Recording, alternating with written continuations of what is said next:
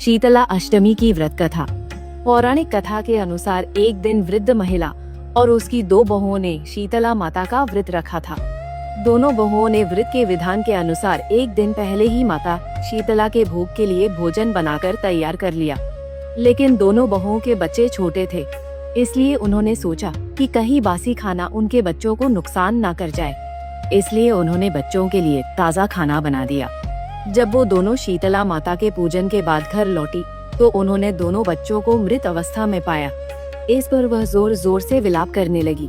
तब उनकी सास ने उन्हें बताया कि ये शीतला माता को नाराज करने का परिणाम है। इस पर उनकी सास ने कहा कि जब तक यह बच्चे जीवित ना हो जाएं, तुम दोनों घर वापस मत आना। दोनों बहुएं अपने मृत बच्चों को लेकर इधर उधर भटकने लगी। तभी उन्हें एक पेड़ के नीचे दो बहनें बैठी मिली, जिनका नाम उरी और शीतला था। वह दोनों बहनें गंदगी और जूं के कारण बहुत परेशान थी। बहुओं ने उनकी सहायता करने के लिए दोनों बहनों के सिर से जुएं निकाली, जिससे शीतला और ओरी ने प्रसन्न होकर दोनों को पुत्रवती होने का आशीर्वाद दिया। तब उन दोनों बहुओं ने अपनी सारी व्यथा उन दोनों बहनों को बताई। इस पर शीतला माता अपने स्वरूप में उनके सामने प्रकट हुई और उन्हें बताया कि यह सब शीतला अष्टमी के दिन ताज़ा खाना बनाने के कारण हुआ है। तब दोनों बहुओं ने माता शीतला से क्षमा याचना की और आगे से ऐसा न करने को कहा। माता शीतला ने प्रसन्न होकर दोनों बच्चों को पुनः जीवित कर दिया। इसके बाद दोनों बहुएं बड़ी प्रसन्नता के साथ घर लौटी और तभी से विधि विधान पूर्वक शीतला माँ की पूजा और व्रत करने लगी। बोलो शीतला मैया की जय। शीतला अष्टमी की व्रत कथा। पौराणिक कथा के अनुसार एक दिन वृद्ध महिला और उसकी दो बहुओं ने शीतला माता का व्रत रखा था।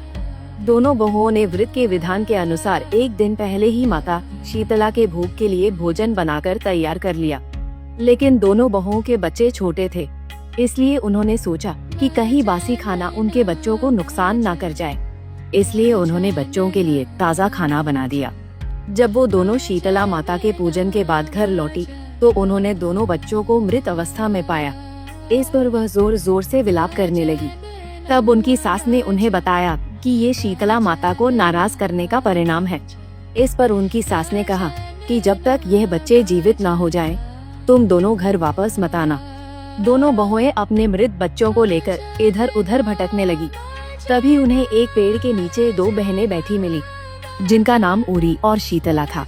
वह दोनों बहनें गंदगी और जूं के कारण बहुत परेशान थी।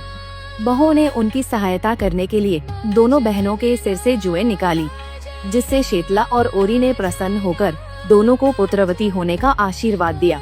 तब उन दोनों बहुओं ने अपनी सारी व्यथा उन दोनों बहनों को बताई। इस पर शीतला माता अपने स्वरूप में उनके सामने प्रकट हुई और उन्हें बताया कि यह सब शीतला अष्टमी के दिन ताज़ा खाना बनाने के कारण हुआ है। तब दोनों बहुओं ने माता शीतला से क्षमा याचना की और आगे से ऐसा न करने को कहा।